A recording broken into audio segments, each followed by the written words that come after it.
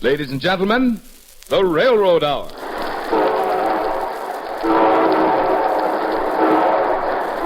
And here comes our star-studded show train.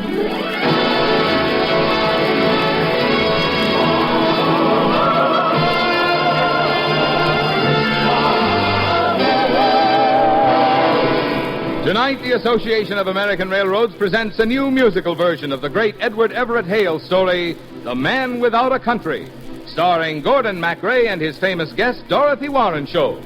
Our choir is under the direction of Norman Luboff, and our music is prepared and conducted by Carmen Dragon. Yes, tonight another exciting story with music is brought to you by the American Railroads. The same railroads that bring you the food you eat, the clothes you wear, the fuel you burn, and the multitude of other things you use in your daily life. And now, here is our star, Gordon MacRae.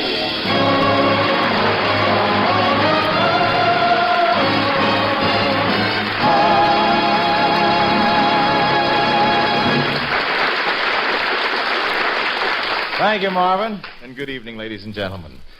For an Independence Day special, Dorothy Warren Scholl and I bring you our musical impression of Edward Everett Hale's famous story, The Man Without a Country.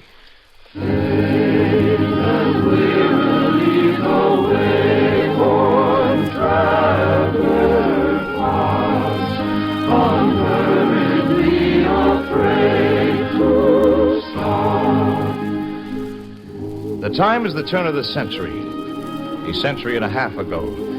Thomas Jefferson is President of the United States, and there are 17 stars in the Star-Spangled Banner. Our story begins in New Orleans, Louisiana. There's a party going on at the home of the territorial governor. All right, everybody, choose your partner.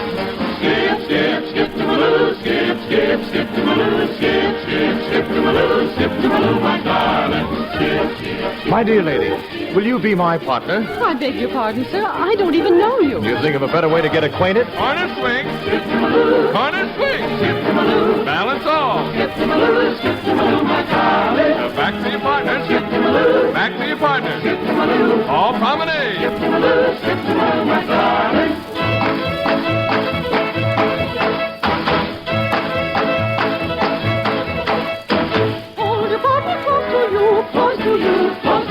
Now you know what else to do. Just skip to Maloo, my darling. Skip, skip, skip to Maloo. Skip, skip, skip to Maloo. Skip, skip, skip to Maloo. Skip to Maloo, my darling. Perk-a-deedle-dido. Purdue. Oh, that was delightful. Thank you for the dance, my dear lady. I am not your dear lady. Why, we haven't even been introduced. Easily remedied. I am Philip Nolan, Lieutenant, Army of the United States. And you? Lieutenant Nolan, this is not the least bit proper.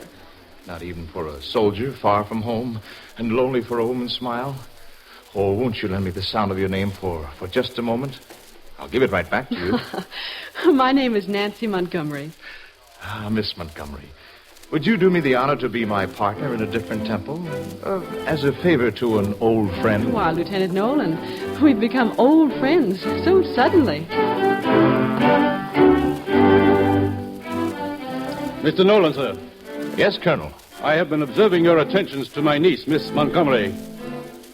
Please, Uncle Frank. Lieutenant, while you remain under my command, I must ask you not to see my niece. May I ask why, Colonel? Are you accustomed to questioning the orders of your superiors, Mr. Nolan? No, sir. You will excuse me, please, Miss Montgomery. Oh, why did you treat him like that, Uncle Frank?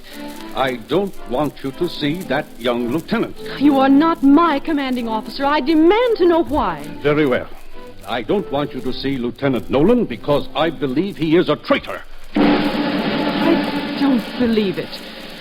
Ladies and gentlemen, you will all join in singing the praise and prosperity of these great and growing United States. Hail to the happy land. Hail, ye heroes, heaven-born band, who fought and bled in freedom's cause, who fought and bled in freedom's cause, and when the storm of war was gone, and joy the peace your valor won,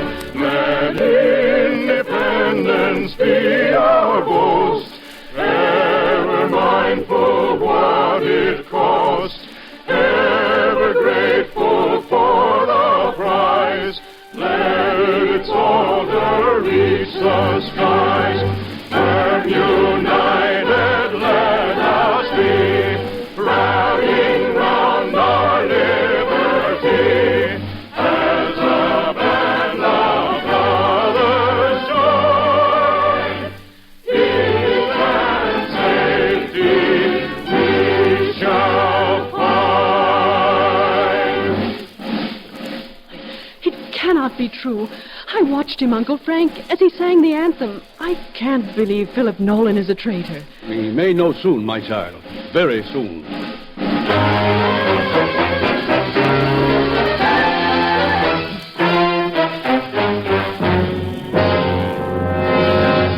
Why am I called before this court-martial? Lieutenant Nolan, are you acquainted with a Louisiana landholder named Aaron Burr?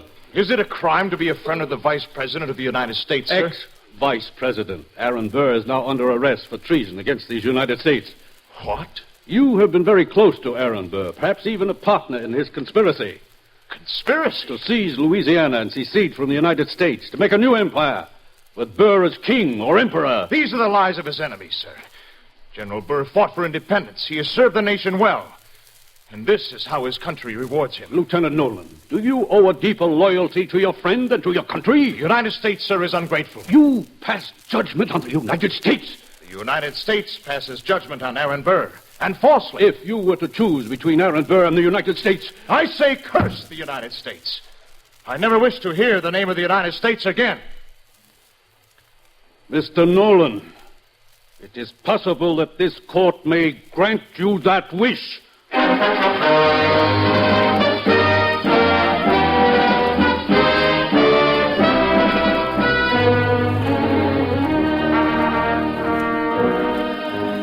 Uncle, what will happen to him? Put him out of your thoughts, Nancy. Oh, he's not to die. Tell me he's not been sentenced to die. Lieutenant Philip Nolan passed his own sentence on himself. I don't think you will ever see him again.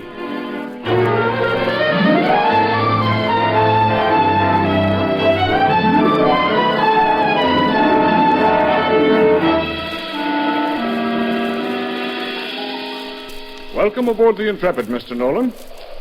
Thank you, Captain. There seems to have been some mistake in the issuing of my uniform. These buttons are plain. They don't have the seal of the United States, sir. It was our impression, Mr. Nolan, that you did not wish to be reminded of that country. Oh, now, really, sir. They don't mean to carry out that ridiculous sentence. I have explicit orders, Lieutenant. You are never to hear the name of your native country, or see its shores, or hear news of what is happening there.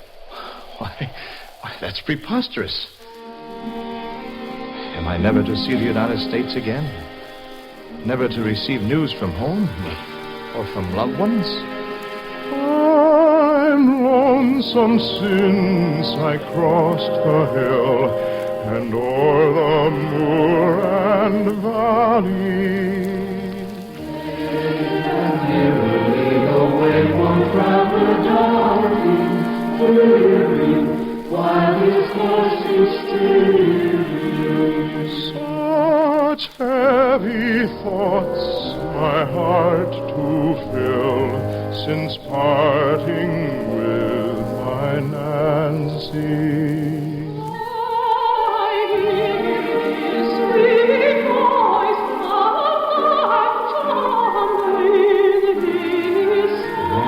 Nancy. But now I'm bound to sail the seas. May heaven's favor find me.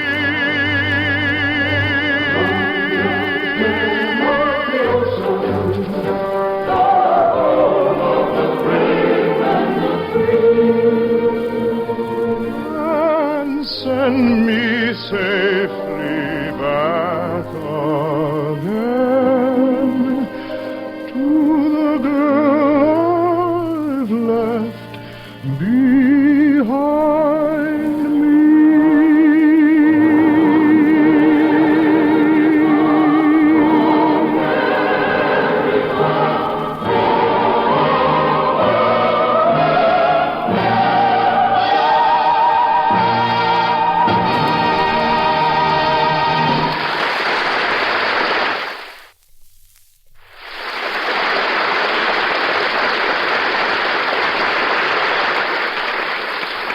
return in just a moment to Act Two of The Man Without a Country.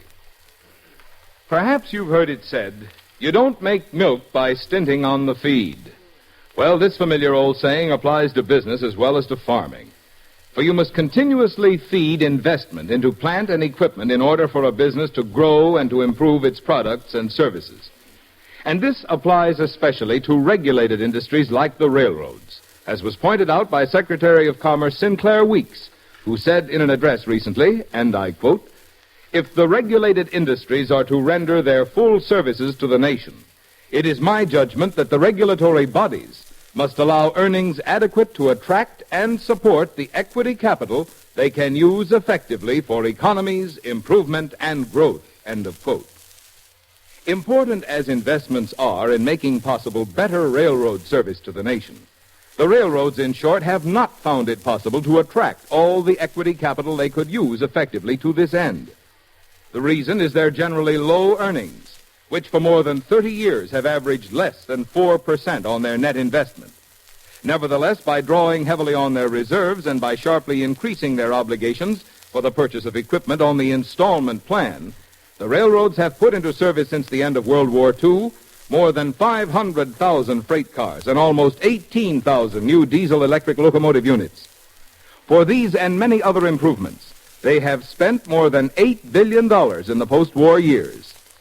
Yes, great things have been done by our American railroads, and greater things are yet to be done, if only there is opportunity to earn the rewards of inventiveness and the courage it takes to risk great sums for future improvements.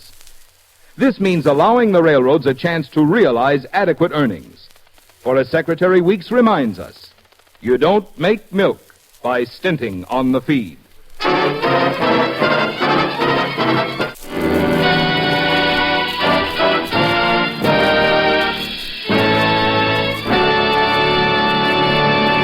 Now here is Act Two of the new Lawrence and Lee version of The Man Without a Country, starring Gordon MacRae as Philip Nolan and Dorothy Warrenshove as Nancy Montgomery. Faint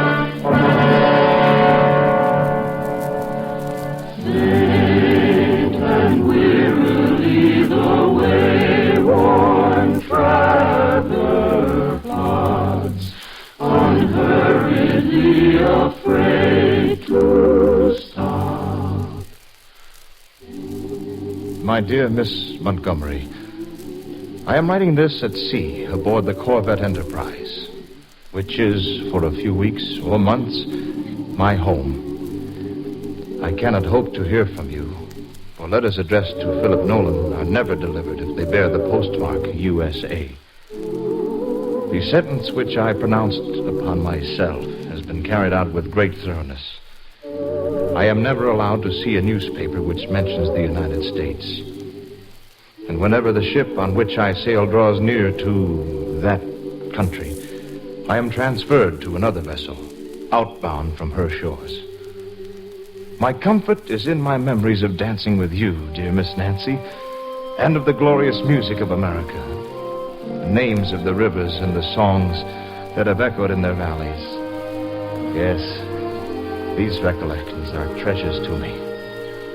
Oh, Shenandoah, I long to hear you. Away, my rolling river. Oh, Shenandoah, I can't get near you. Away, away, so far away, across the wide Missouri.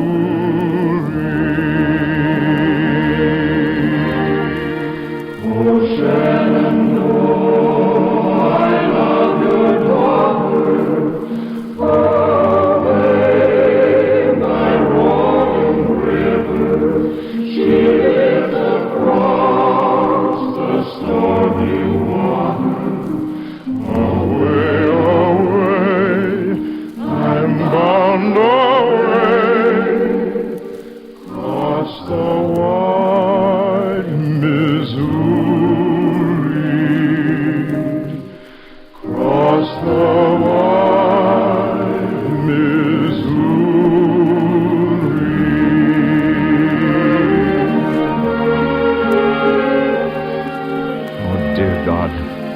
How long can a plant live with no earth to hold its roots? How long can a man go on without home or country?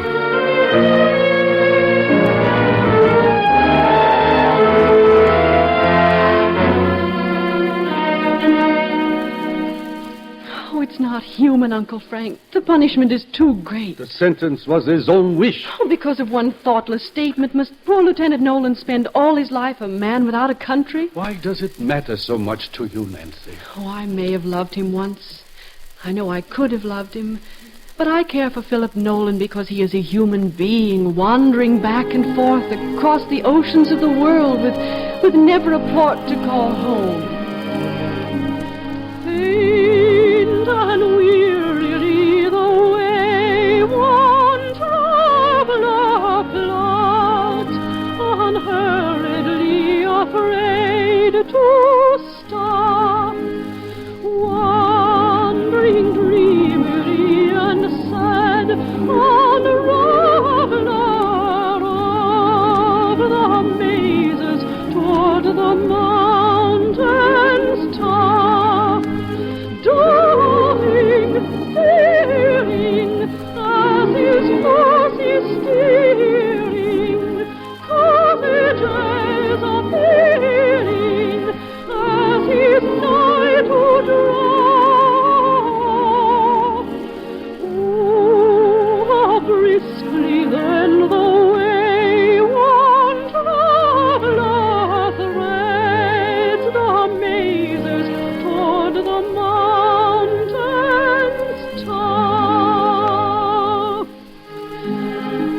Isn't there something you can do, Uncle Frank? Appeal for mercy? I've done what I can, Nancy. But the world seems to have forgotten about Philip Nolan.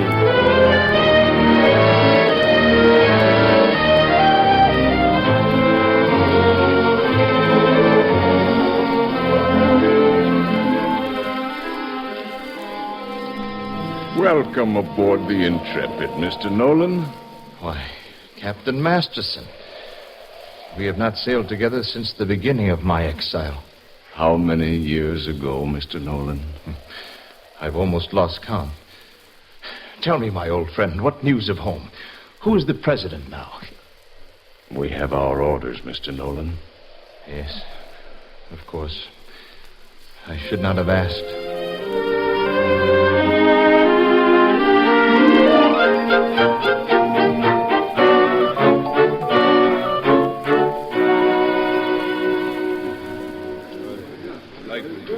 Please, Mr. Nolan, we'd like to have you read us some more. Yes, please do, Nolan. Yes, Nolan. How often can we celebrate a new volume of poems by Sir Walter Scott? Very well, gentlemen. The Lay of the Last Minstrel, Canto 5. Breathes there a man with soul so dead, who never to himself has said, "This is my own, my native land,"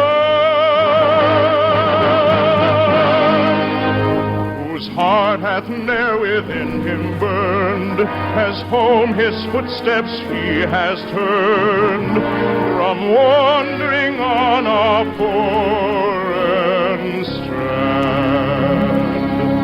If such there breathe, go mark him well, for him no minstrel raptures dwell.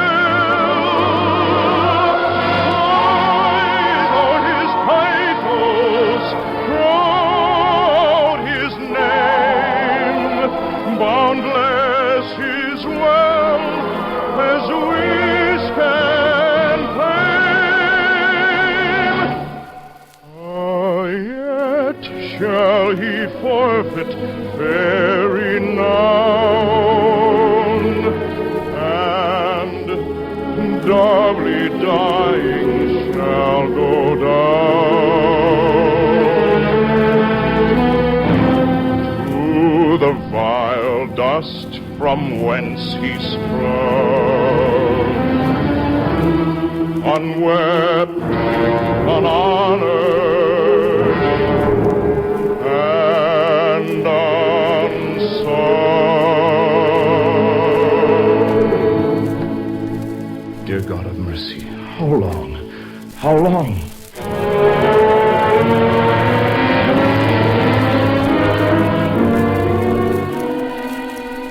I hope you don't mind my sending ashore for you, ma'am.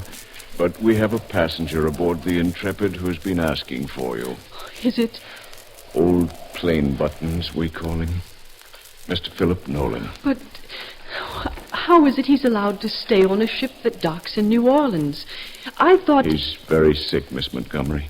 He wasn't strong enough to be moved to another vessel. What does the doctor say? Nolan won't allow anyone in his quarters. But I think he'll want to see you. Thank you for calling me Captain. Follow me, please.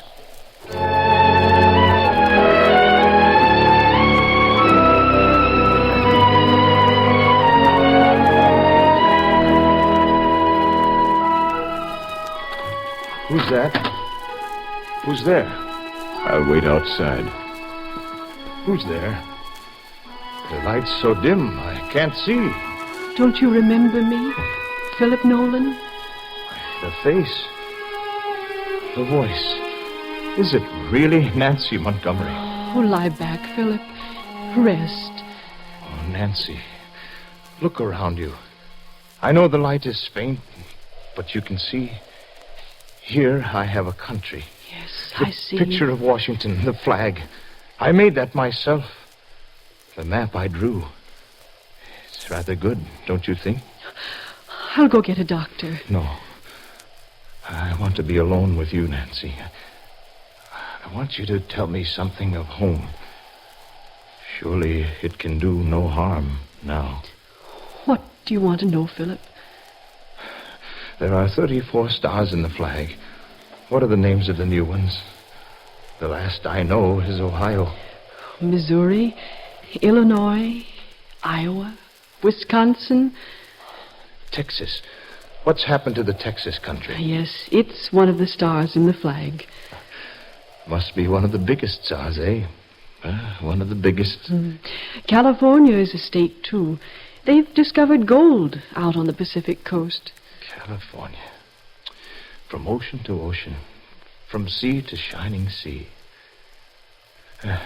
Nancy, tell me whatever happened to Aaron Burr. He died In disgrace, in obscurity. as it should be. For Aaron Burr, obscurity would be worse than disgrace. Oh, Philip. Philip, what's the matter? I'm getting sleepy. Before I go, dear Nancy, open my Bible where the bookmark is and read me the text. All right, Philip.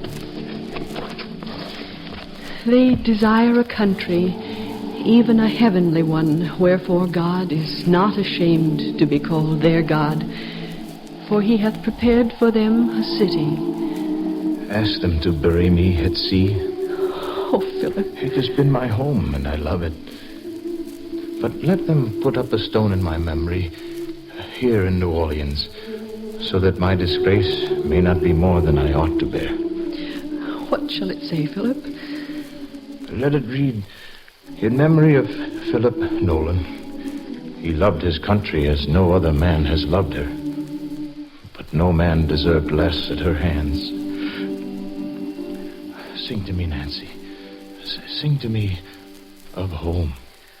Oh, beautiful for spacious skies, for amber waves of grain, for purple mountain majesties, above the rooted plain.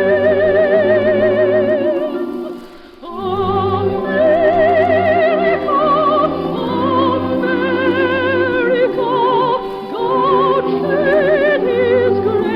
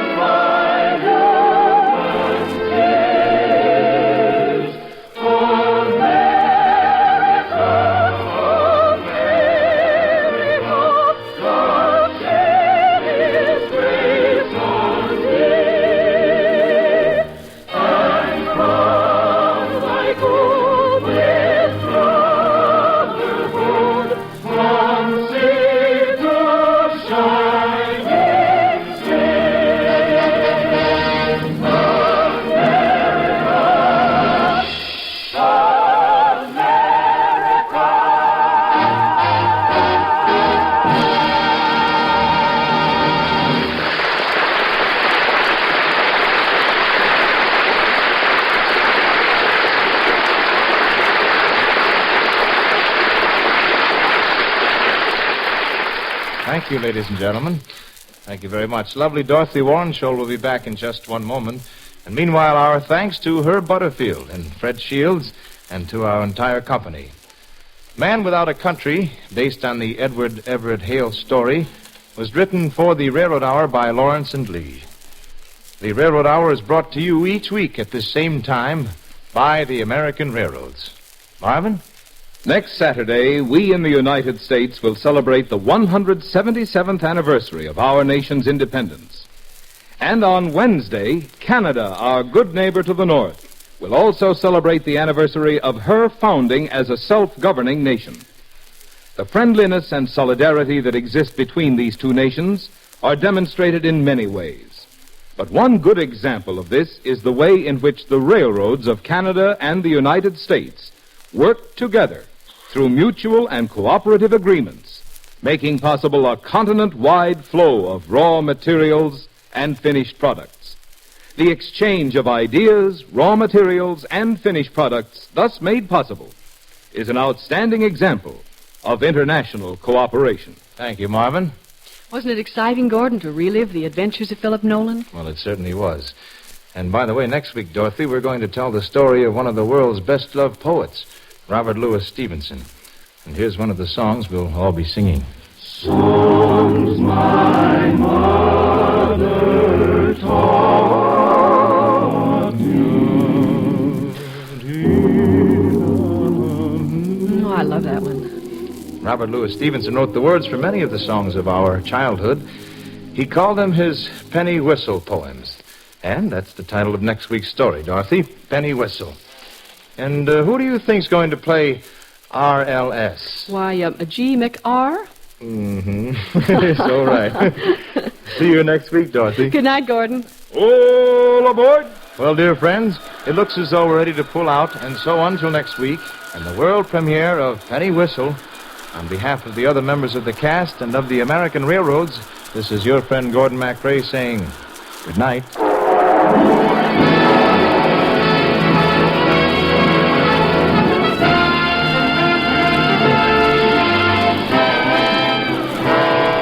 Gordon MacRae can be seen in Warner Brothers' The Desert Song in Technicolor. Our choir is under the direction of Norman Luboff, and our music is prepared and conducted by Carmen Dragon.